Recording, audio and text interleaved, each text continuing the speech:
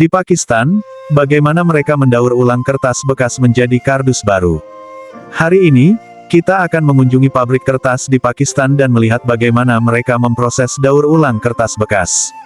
Di depan kita ini, kemungkinan besar adalah tahap pertama dari seluruh lini produksi kertas. Air dialirkan melalui pipa vertikal ini, lalu kertas bekas yang dikumpulkan dimasukkan ke dalamnya.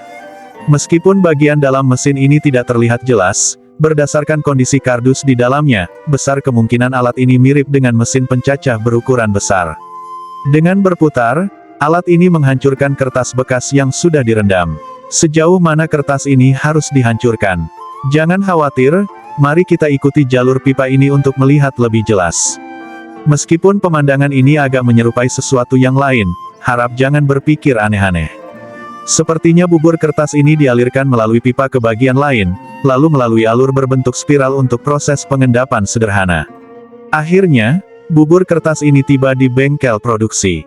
Di sini terdapat banyak mesin, tapi karena saya bukan pekerja di sini, saya juga kurang paham fungsi masing-masing alat. Jika ada yang ahli di bidang ini, silakan berbagi pengetahuan di kolom komentar. Setelah melewati berbagai proses mesin, bubur kertas ini akhirnya sampai di mesin besar ini. Saat ini, bubur kertas masih berbentuk cair, tetapi jika kita berjalan beberapa langkah ke depan, kita bisa melihat transformasinya yang cukup menakjubkan. Di tahap ini, ukuran dasar bubur kertas sudah terbentuk, dan proses perubahannya berlangsung cukup cepat. Setelah melalui proses penggilingan dan pengeringan, bubur kertas berubah menjadi lembaran kertas setengah jadi. Efisiensi produksi di sini tampaknya cukup tinggi. Tidak tahu apakah mesin-mesin ini termasuk standar tinggi jika dibandingkan dengan yang ada di tempat kita.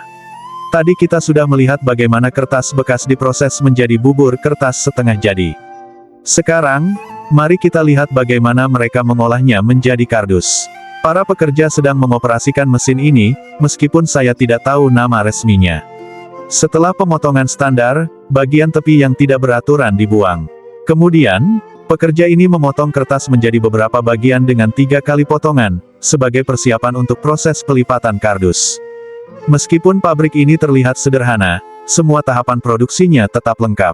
Pekerja ini sedang mengoperasikan alat yang mungkin tidak banyak orang kenal. Dengan sekali usap, teks bisa dicetak. Meskipun kecepatannya tidak sebanding dengan mesin otomatis, efisiensinya tetap tinggi dengan biaya yang lebih rendah. Setelah proses pencetakan selesai, pekerja mulai melipat kardus. Mereka menggunakan lem untuk merekatkan sambungan kardus, meskipun dalam beberapa kasus, staples juga digunakan. Setelah tahap ini, kardus pun selesai dibuat. Bagaimana menurut Anda tentang cara pembuatan kardus di pabrik ini?